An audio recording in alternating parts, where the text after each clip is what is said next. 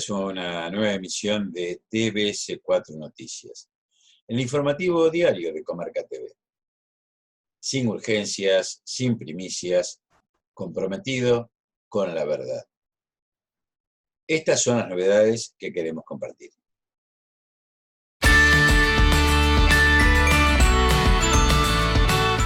Una respuesta de los niños al coronavirus. Los niños también se enferman de coronavirus, pero pueden responder con el síndrome inflamatorio multisistémico, similar a la enfermedad de Kawasaki, aseguró hoy la argentina Martha Cohen, investigadora y patóloga pediátrica del Hospital Infantil de Sheffield, al norte de Inglaterra. Los niños se enferman, pero responden de otra manera. Hace esto que se llama el síndrome inflamatorio multiorgánico. Empezó llamándose Kawasaki, bueno, que la enfermedad de Kawasaki existe. Lo llamaban Kawasaki atípico, pero ahora ya se evolucionó, ya se dejó de lado eso, y lo que se llama es como síndrome multiorgánico inflamatorio. Estos niños tienen unos endotelios vasculares sanos, pero tienen una gran respuesta inmune. Mi hipótesis es porque estos niños son niños sanos, no como una persona diabética o hipertensa o más de 65 años, más de 70 años, sino que tienen una gran respuesta inmune y mueren o son afectados de las consecuencias de su propia inmunidad.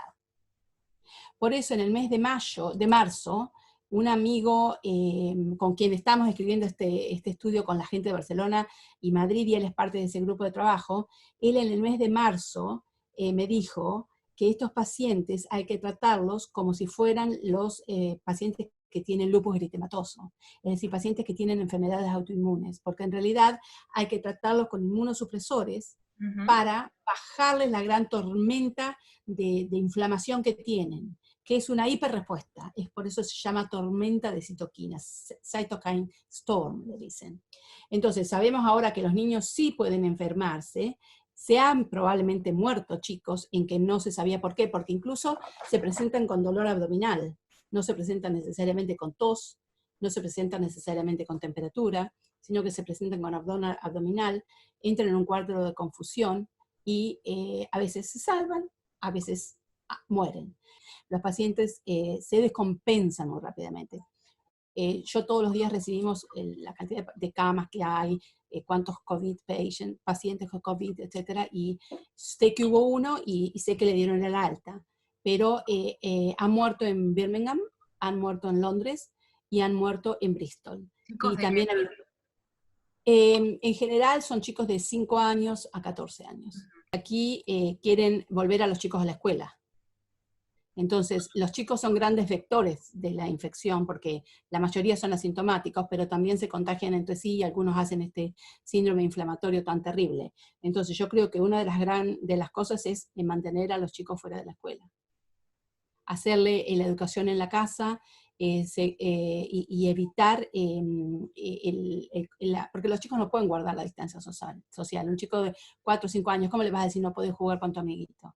Van a ir a la escuela después de tantos meses, entonces eso para mí es una medida preventiva muy importante. Yo soy parte del grupo que en la zona de Yorkshire está a cargo de organizar las morgues temporarias. Bueno, por suerte no las tuvimos que abrir. Organizamos los hospitales, por suerte no los tuvimos que abrir. Pero creo que todo eso fue porque es la prevención. No hay tratamientos para los virus.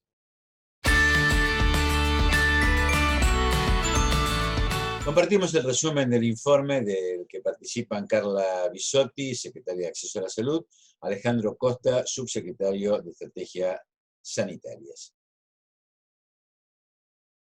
Buenos días, compartimos el reporte número 137 del Ministerio de Salud de la Nación en relación a la pandemia por el nuevo coronavirus, la situación actual, las medidas implementadas y las recomendaciones.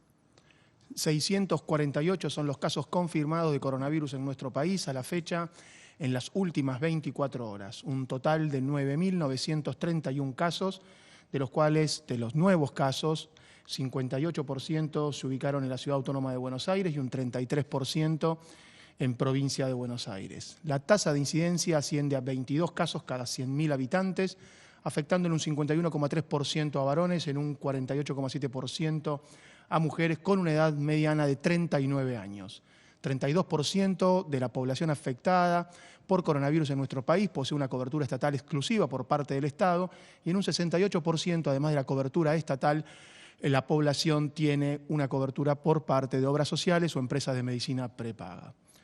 Son 419 las personas fallecidas hasta el momento.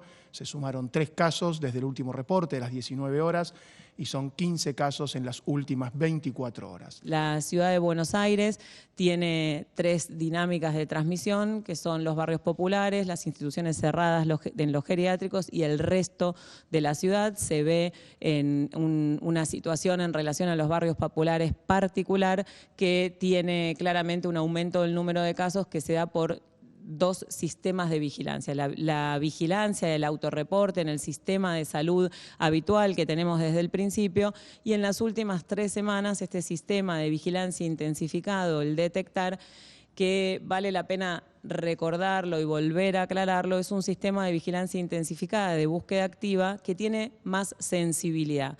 Por supuesto que si se generan búsquedas activas en lugares donde están reportados casos, esas búsquedas activas van a detectar casos que son probablemente más leves y que son detectados precozmente y que probablemente en algún otro sistema de vigilancia más pasivo no se identifiquen, pero el objetivo del detectar no es solamente decir que hay más casos, sino que es la estrategia fundamental para poder minimizar la transmisión. La intervención es el aislamiento de esa persona para su cuidado y para que no transmita el virus a sus contactos estrechos, a sus convivientes, en un contexto de una dificultad importante en la realización del aislamiento en los barrios populares, que tiene una situación de vivienda y de hábitat diferente, dificultoso y con condiciones de hacinamiento.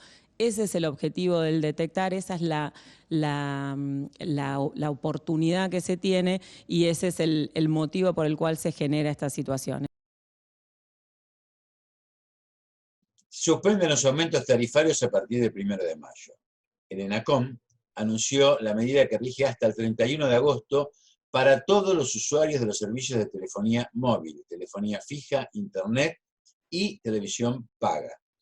El congelamiento de esas tarifas rige desde el 1 de mayo. Los aumentos, que habían sido previamente notificados antes de esa fecha, continúan vigentes. De estos y otros beneficios dados en estas épocas de COVID-19, nos habla Gustavo López, vicepresidente del ENACOM. Escuchémoslo. Hola, buenos días, ¿cómo están? Les quiero contar que hemos logrado congelar las tarifas de los servicios de telefonía fija, de telefonía móvil, de internet y de cable desde el 1 de mayo hasta el 31 de agosto. Pero además, si debes 3 facturas y sos un monotributista categorías A y B, o tenés una pensión no contributiva o la jubilación mínima, o cobras la asignación universal por hijo, no te pueden cortar el servicio y de manera automática te tienen que dar un servicio mínimo reducido para que no te quedes sin conectividad. Pero si sos un monotributista categoría C y D, o sos un trabajador en relación de dependencia y perdiste tu capacidad económica para seguir pagando, te anotás en la página del ENACOM, que es formulario ENACOM, y allí nosotros hacemos los trámites en el comité de crisis para que no te corten los servicios y te den un servicio básico. Lo mismo ocurre con los clubes de barrio, las asociaciones de fomento, los centros de jubilados. A nadie le pueden cortar debiendo menos de 3 facturas. Y si debes más de 3 facturas, te anotás en formulario ENACOM si no estás en condiciones de pagar, para que te den un servicio mínimo. Aquel que pueda pagar tiene que pagar para que no se corte la cadena de pago. Y aquel que no pueda pagar, lo estamos asistiendo del Estado para que todos estén conectados, porque la conectividad es un derecho humano básico. Así que aquí estamos, el ENACOM está presente y la Argentina más unida que nunca. Reunión de trabajo con funcionarios porteños y bonaerenses. El jefe de gabinete, Santiago Cafiero, encabezó una reunión de trabajo en el Salón de las Mujeres de Casa de Gobierno con ministros nacionales, bonaerenses y porteños. para avanzar en la coordinación y el análisis de la evolución de la cuarentena dispuesta para contener la pandemia de coronavirus.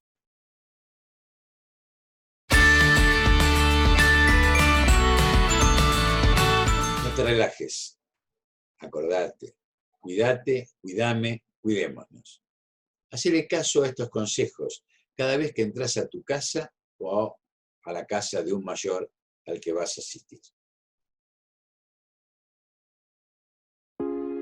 Acciones frente al coronavirus COVID-19. Cuando ingresas a tu casa, quítate el calzado.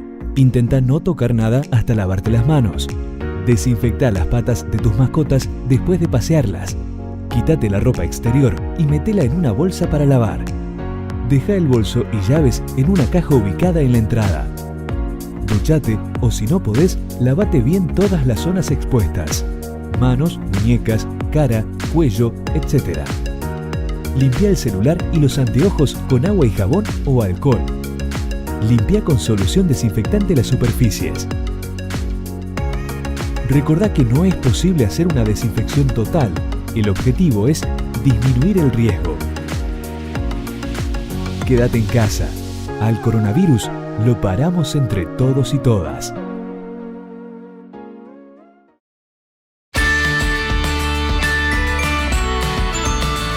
Increíbles e irresponsables declaraciones. La senadora bonaerense Felicitas Bécar Varela temerariamente afirmó que el coronavirus es una excusa para cerrar la economía, para fundir a las empresas, para estatizar, para quedarse con todo. Increíble. La ministra de Gobierno de la provincia de Buenos Aires, Teresa García, en una entrevista concedida a Radio Cielo, le responde, le contesta en los siguientes términos que invitamos a nuestra audiencia a compartir. Muchísima vergüenza y mucha tristeza que alguien que hoy debiera estar colaborando como oposición en ayudar a encontrar los mecanismos para frenar esta pandemia esté alertando y exaltando a sectores de la sociedad que no entienden lo que está diciendo esta mujer. La verdad que es preocupante. Yo la exhorto a que públicamente pida una disculpa por sus expresiones. Yo la verdad primero pensé que era una broma, luego reconocí su voz porque compartió conmigo en el Senado un tiempo, y la verdad sinceramente no se comprende porque ni los sectores más reaccionarios de este país, ni los más reaccionarios han tenido una expresión así. Lo que sí creo es que es grave las consecuencias que produce esto, porque lo está diciendo una legisladora provincial, no lo está diciendo una persona que no tiene ninguna responsabilidad institucional. Entonces yo creo que tiene inmediatamente que retractarse, inmediatamente que pedir disculpas, porque está haciendo es afectando la sensibilidad social, ¿no? Bueno, en todo caso ir a la justicia, ¿no? Porque en realidad habla de un plan estratégico pensado de antemano. Bueno, esto es de inicio. Ella está incumpliendo con los deberes de funcionaria pública. Cualquiera de nosotros se lo va a exigir, porque si ella tiene conocimiento de un plan estratégico, maquiavélico, y ella es una funcionaria pública, tiene la obligación de ir a la justicia a denunciarlo. Esto sí se lo voy a exigir yo personalmente.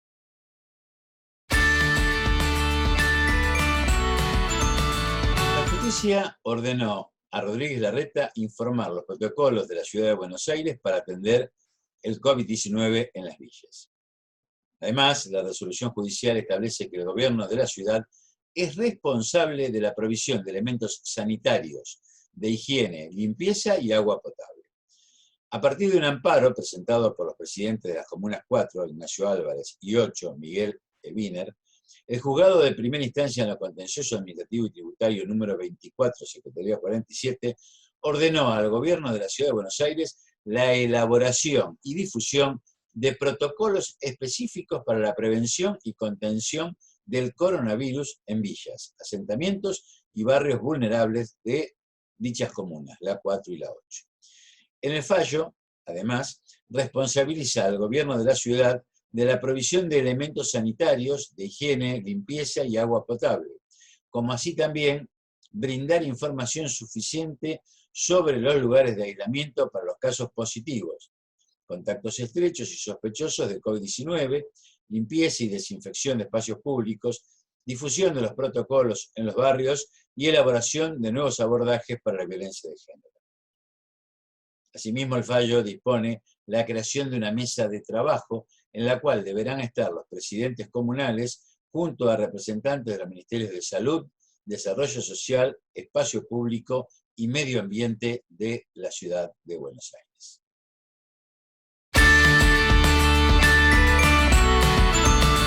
El regreso a la fase 1 de la cuarentena fue anunciado por el intendente de Resistencia, Gustavo Martínez, quien dijo que era necesario regresar a esta primera etapa y lo hizo para evitar un colapso en el sistema de salud, lo que comunicó mediante un mensaje que dio a toda la población.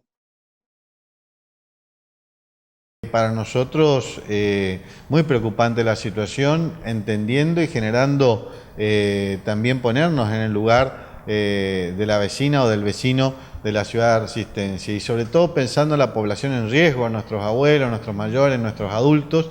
Sé que hay mucha preocupación del costado económico también, muchísima gente que tiene su emprendimiento, su comercio, su empresa, su actividad privada, que tiene cerrada hace 60 días, como también muchísimas personas que, bueno, que tienen el trabajo informal y que le cuesta mucho el día a día, ¿no? Y gente que tiene problemas hasta para poder conseguir los alimentos todos los días. Pero bueno, todo esto se puede ir superando. Llegó el momento de tomar medidas. Hay que tomar decisiones. A mucha gente le va a caer bien, a otras no le va a caer tan bien, pero creemos que hay que tomar medidas que nos vuelvan a la fase 1. Tenemos que hacer después del 24 de mayo un 15 días de cuarentena estricta, pero estricta. Y tenemos que pensar desde lo municipal, lo provincial, cuáles son las acciones mínimas a llevar adelante y llevarlas adelante a esas acciones mínimas indispensables. Pero la mayor parte tiene que estar abocada a el aislamiento físico, porque la verdad que la situación en Resistencia, como en el Gran Resistencia, es una situación extremadamente complicada. El nivel de contagio se ha disparado. Lo que estaba aparentemente concentrado en el macrocentro y en algún sector de la ciudad, hoy está desperdigado por toda la ciudad y todos estamos expuestos a contagiarnos. Hoy no se puede esperar más, tenemos que volver o regresar a fase 1 del protocolo de cuarentena y tener los próximos 15 días un esfuerzo tremendo que nos va a significar a todos, que estamos cansados, que estamos agobiados, que nos cuesta mucho, pero tenemos que hacerlo, porque si no, la verdad que la situación se va a transformar en tragedia y es lo que no queremos en la ciudad de Resistencia.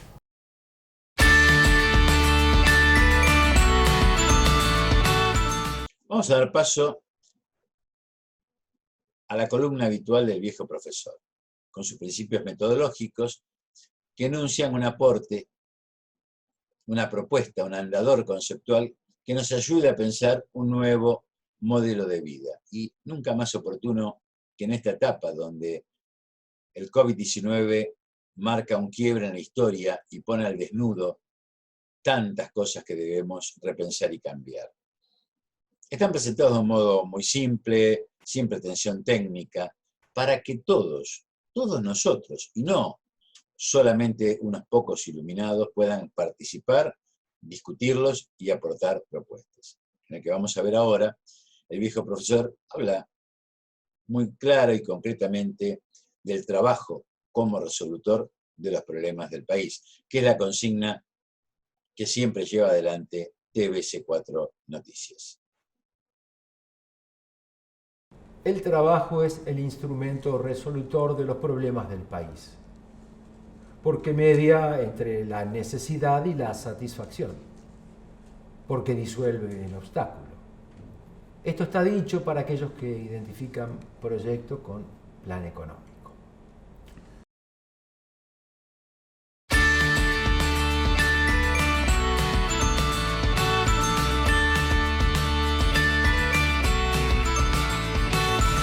En un nuevo aniversario del momento que marca el inicio del cuarto proyecto de país, el proyecto independentista, bisagra histórica, que deja atrás el proyecto colonial español para transitar el camino de la libertad política, compartimos la mirada de algunos de nuestros columnistas, que nos hablan sobre el 25 de mayo de 1810 y nos dan su particular modo de ver.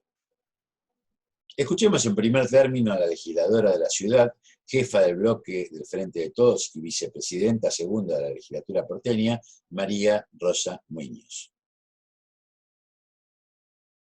Les quiero dejar una breve reflexión respecto al 25 de mayo de 1810.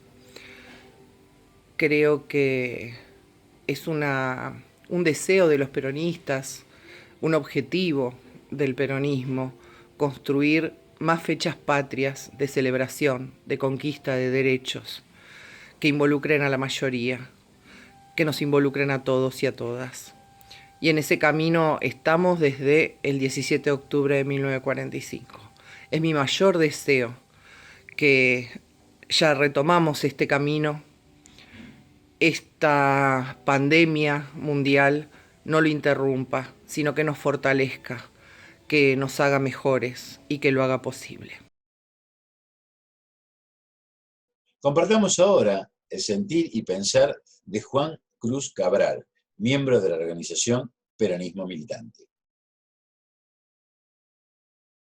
El 25 de mayo de 1810 es de alguna manera el nacimiento de una voluntad, la voluntad de autonomía de un pueblo. Una autonomía que se iba a ver obstaculizada desde el mismo inicio y un pueblo en cuyo seno se iba a manifestar una tensión, una contradicción que arrastraría por los siguientes 200 años. La contradicción entre un proyecto soberanista y otro dependiente, entre un proyecto integrador en términos sociales y otro explotador en términos sociales. Un proyecto soberano y un proyecto colonial, o el antiproyecto, diríamos nosotros. Y eso se vio en el transcurso de la historia con mucha claridad en las distintas celebraciones de la fecha patria del 25 de mayo.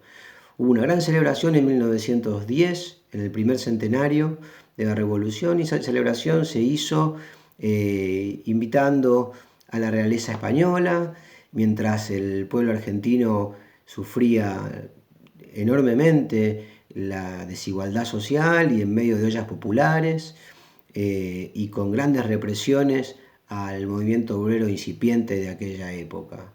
En 2010 la celebración del Bicentenario fue completamente diferente. Fue una celebración festiva, masiva, popular y además americanista. Pudimos ver en aquel entonces a los presidentes de los países suramericanos, de aquellos países que integran en realidad en su conjunto la nación que no logramos constituir, y caminando ellos con la propia presidenta Cristina Fernández de Kirchner en ese momento y con Néstor Kirchner, custodiados por un pueblo que celebraba en ese momento su propia existencia y la celebraba con alegría y con esperanza. Poco tiempo después hubo una celebración muy diferente, la del bicentenario de la Declaración de Independencia en 2016. Y allí otra vez el antiproyecto pidió disculpas al rey de España, manifestó su angustia por la independencia. Bueno, esos son las fuerzas que pugnan en nuestro país por la herencia de Mayo. Unos quieren un Mayo liberal y otros queremos un Mayo soberanista, un Mayo que sea el faro de la definitiva independencia de nuestra patria. Finalmente, le damos lugar al rector de la Universidad Nacional, Arturo Jaureche, el licenciado Ernesto Villanueva, quien nos da su particular mirada sobre el 25 de mayo de 1810. De chico, el 25 de mayo para mí era el dibujo del Cabildo, con figuritas, incluso algunos señores arriba de los balcones.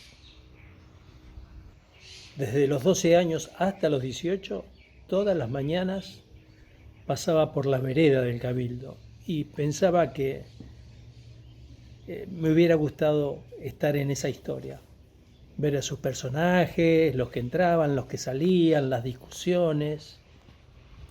Más tarde aprendí que alrededor del 25 de mayo hay muchas polémicas, el tironeo entre los porteños que hacemos más hincapié en mayo y el interior que hace más hincapié en julio, las discusiones acerca de si 1807 o 1810,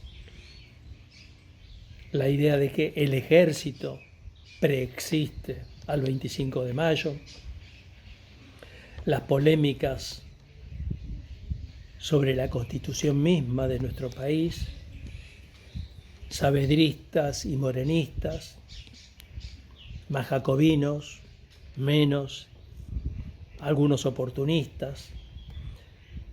Pero si uno hace, no abstracción, pero sí pone en su verdadera dimensión esas discusiones, la idea de los chicos, la idea de los adolescentes, las polémicas de los historiadores, yo creo que para todos los argentinos el 25 de mayo es sinónimo de soberanía, sinónimo de, aunque no se haya decretado, de independencia, con ese subterfugio de, bueno, seguimos dependiendo del rey, pero nos independizamos del virrey, algo muy difícil de entender, por supuesto, y estaba escrito a propósito para que no se entendiera, pero es el inicio o la continuación de una epopeya que hoy no está terminada todavía. Más en estas coyunturas donde tenemos la pandemia, donde tenemos millones de argentinos recluidos en sus casas, donde el temor se mezcla, se combina con la solidaridad. En este 25 de mayo es bueno entonces que recordemos a aquellos patriotas, que recordemos sus ilusiones, sus esperanzas, a un Mariano Moreno, a un Belgrano, a un Castelli, a un mismo Saavedra, el boliviano Saavedra, que desde su perspectiva también tendió a construir una nación. Por supuesto, en aquel entonces había diferencia, había grietas, diríamos hoy, grietas, pero todas ellas tendían a la construcción de nuestra patria. Y creo que si significa algo el 25 de mayo es eso, es una tarea inconclusa, es el camino que nos hemos propuesto los argentinos para avanzar, para lograr más independencia, más soberanía, más justicia. Aquellas luchas se entroncan con las actuales y tenemos que seguir mirando aquellas luchas porque en ellas hay muchas de las señales, de los signos, de los misterios que hoy se perpetúan. Por eso todos aquellos que pensamos un país mejor, un país más justo, un país más independiente, un país que se levante, y cuando digo país digo los argentinos, no digo una entelequia, cuando los argentinos nos estamos levantando como en esta coyuntura, estamos apretando los dientes, sufriendo, pero haciéndole frente a estas dificultades, nos estamos preparando para mayores y mejores luchas. Así que hoy, como 25 de mayo, quiero saludar a todos los compañeros, a las compañeras, un abrazo para cada uno de todos nosotros, un día con muchas sonrisas y con mucha fuerza. Y nos despedimos recordando que hoy la pandemia lo demuestra, lo ha puesto en evidencia. Hoy defendemos y cuidamos la vida con el trabajo de cada uno de nosotros. Esta es una carga solidaria de convivencia, lo que hacemos en nuestras casas, lo que hacen nuestros enfermeros, nuestros médicos, los que nos cuidan, los que nos alimentan, los que nos atienden. Entre todos, trabajamos para sostener la vida. Y esto es lo que construye un modelo de vida, ahora en la pandemia y después de la pandemia también.